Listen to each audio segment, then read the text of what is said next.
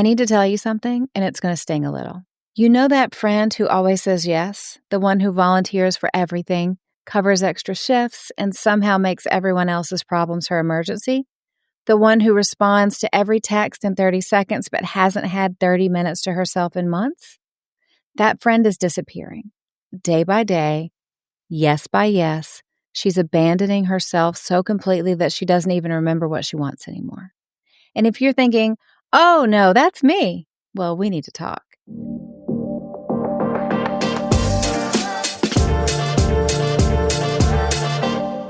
What you think is kindness, it's actually betrayal. What you think of as selflessness, it's dysfunction. And today we're talking about how to stop people-pleasing and start prioritizing your own needs. So grab a coffee cup, get comfortable, and let's get started. I want to paint a picture for you. It's Tuesday night. You've worked a full day. You've picked up groceries, you've helped your kid with homework, and now you're responding to 17 text messages from various people who need things from you. Your sister needs you to watch her dog this weekend because apparently you're the National Dog Sitting Reserve. Your coworker needs you to cover part of their project because you're just so good at this stuff, which is corporate speak for sucker.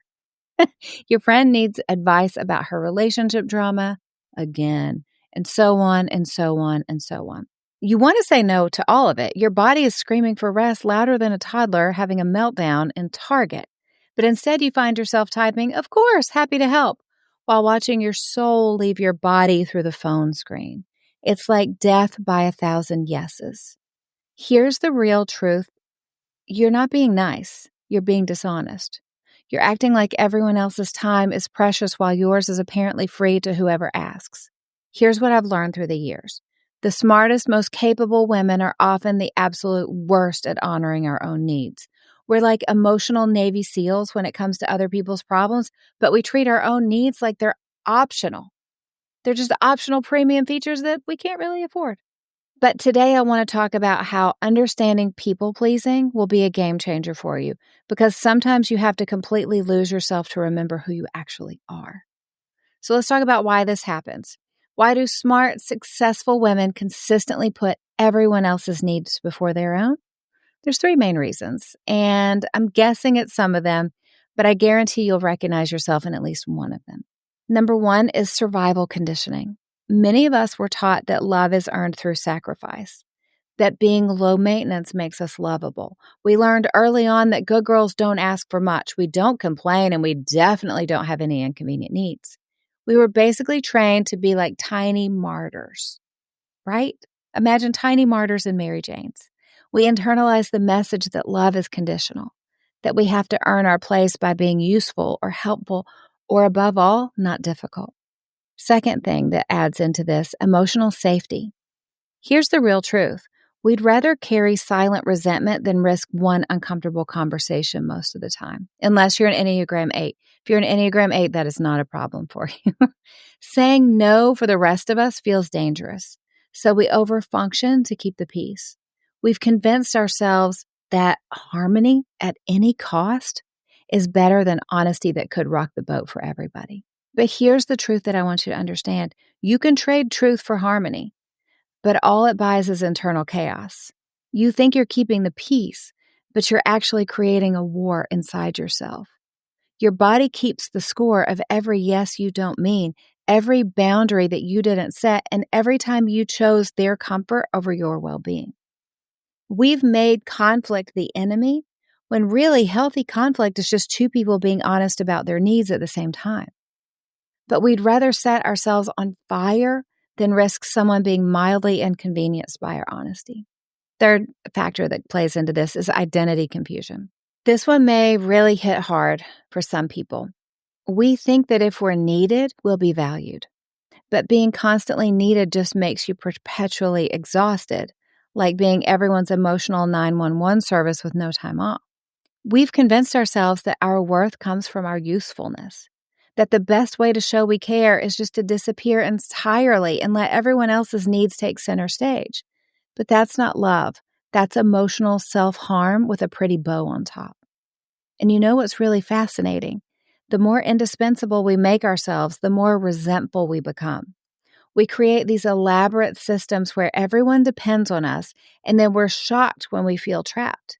It's like building your own prison and then complaining about the view. The truth is, when you make yourself constantly available, constantly accommodating, constantly self-sacrificing, you don't become more lovable, you become a convenience. And conveniences get taken advantage of. Am I being harsh this week? Yeah, I am. But I am trying to speak this truth with love. This is something that I have learned through the years, and I want to share it with you. Now, here's where everything changes. I hope you're ready for this. I hope you stayed with me and I haven't scared you off on this episode. You are allowed to have needs. You are allowed to take up space. You're allowed to protect your energy without needing to justify it to other people. And I know that sounds so simple, but for many of us, it's revolutionary.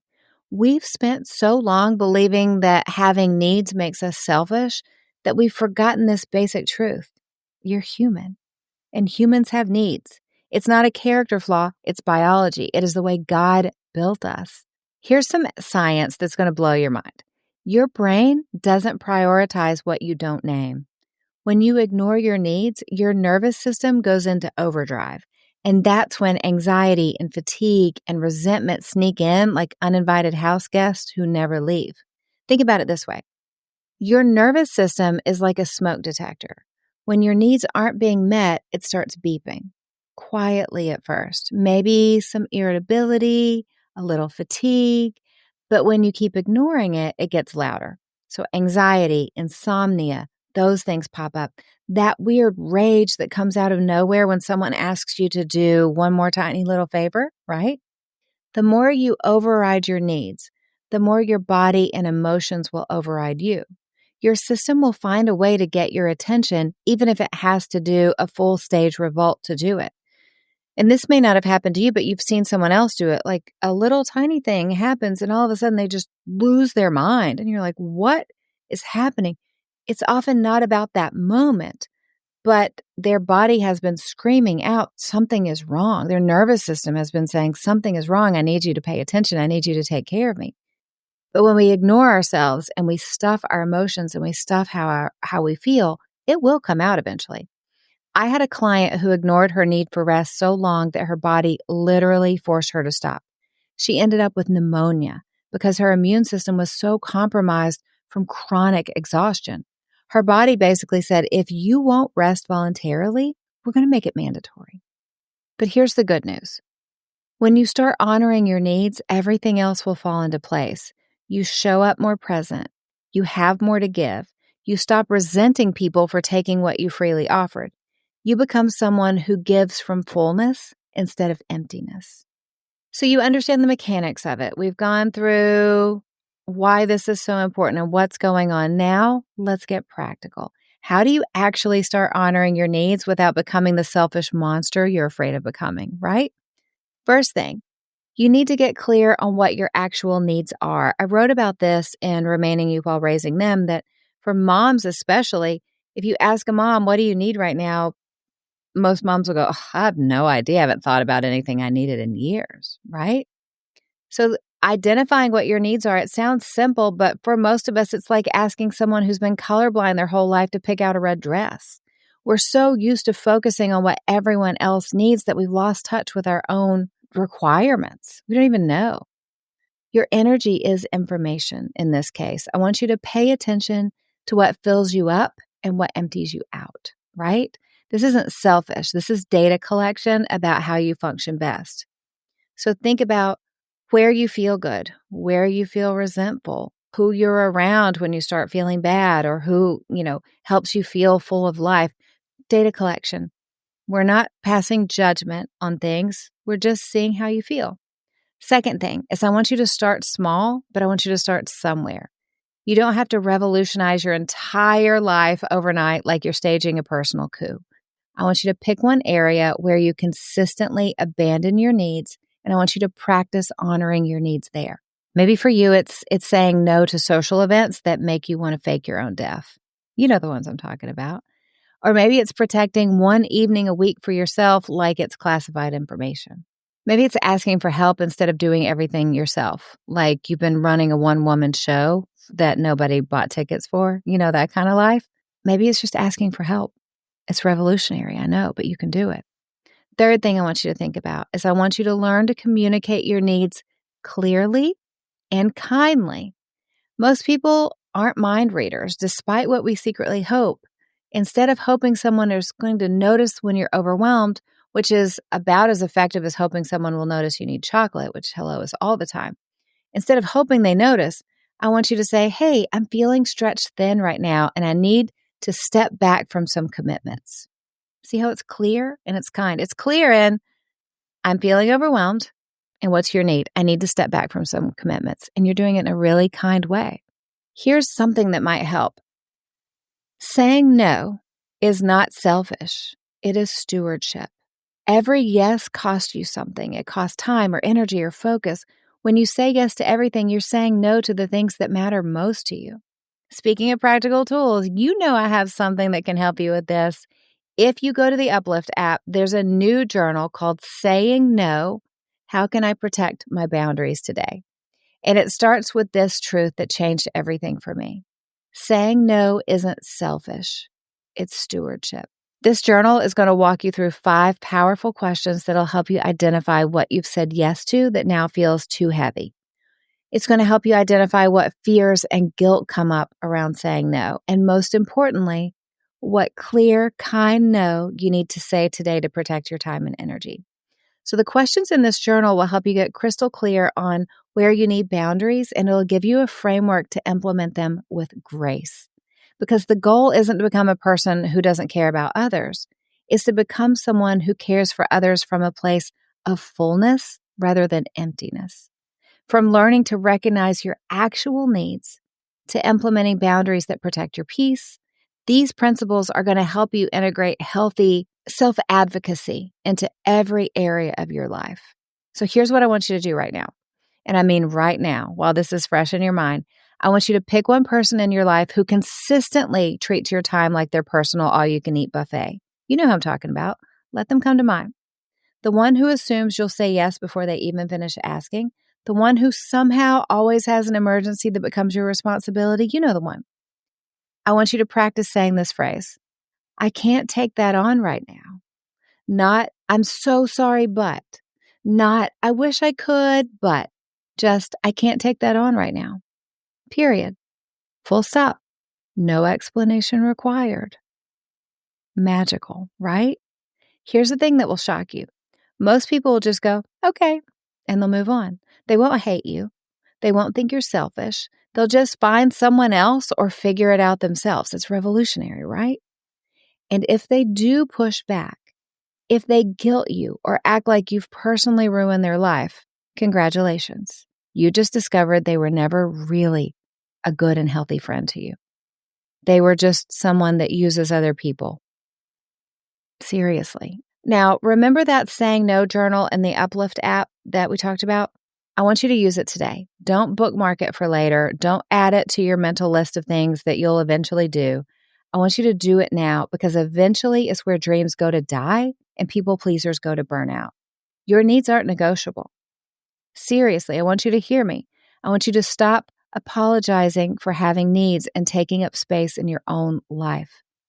God gave you this life to live. He gave you a job to do. He gave you a calling to pursue. He gave you people to love, and you have to protect it like it's your job because it is. It doesn't make you a bad person. It makes you a healthy, responsible person. Amen? Amen. I think I'm preaching now. Okay, let's get to recommendations. Let's talk about this week something that sometimes women don't talk about enough. It's hair loss after the age of 40. So I was anemic a couple of years ago, and I was deep in perimenopause. This was before I got on HRT, and my hair started falling out. My hair started falling out like it was late for a meeting, which is terrifying. Every time I washed it, I expected to clog the drain and have to send a sympathy card to my husband because it's his job to clean out the drain. And I knew something had to change, so I tried hair growth medicine. If you're watching on YouTube, you can see I use drops. So you can take an oral pill, but that can be rough on your body. And the last thing I needed was another thing in my system that could be rough on my body. So I just went the topical route. There's mousses, there's drops. I love the drops, but you don't need a prescription for it. You can just go to the drugstore and pick out whichever one you like. It's sitting on the drugstore shelf like, hey, I see your hair. I could fix that. No prescription, no drama. It is just a quick step in my routine that's actually helped my hair stop falling out. So it's kind of magical. Now, if you're watching on YouTube, you can see these hairs right here. I'm kind of like, imagine your top of your head's 12 o'clock and your ears 3 o'clock. It's like between 1 and 2, I have tons of 3-inch hair growing in around my face. So I think it's a combination of using red light therapy on my face, because red light therapy will help your hair grow. But then the drops just, for me, help the hair not fall out anymore. So if your hair is thinning, this is your bossy big sister telling you that you can actually do something about it. It's something that we don't talk about enough as women, but we need to. We need to help each other out. So thank you for being here. Thank you for listening to me rant about self-abandonment and people pleasing and how important it is, I feel like, that we get a handle on this, because I believe in you. I believe in the calling that God has put on your life. I know that He has great things for you to do. But if we are spreading ourselves too thin and we're not taking up space in our own life, it's going to get in the way of the work that God has for us to do. I believe in that calling that He has on your life. I believe that the dreams that are in your heart were placed there by God. And I know you're a difference maker because you listen to this show. People who aren't difference makers don't listen to this show. They're off listening to who knows what, but definitely not the Allie Worthington show, right? I want you to hear me remind you that you're stronger than you think, you're braver than you feel, and you are absolutely not alone. With God, you have everything you need. So keep stepping up, keep showing up and loving well, because you can't break a woman who gets her strength from God. I hope you have a great day, and I'll talk to you again soon. We've convinced ourselves that our worth comes from our youth. Blah. We've convinced ourselves that our worth comes from our youth. I'm going to try it one more time. I hope I showed them the hair right. Goodbye. It was a good podcast. Okay, we're out.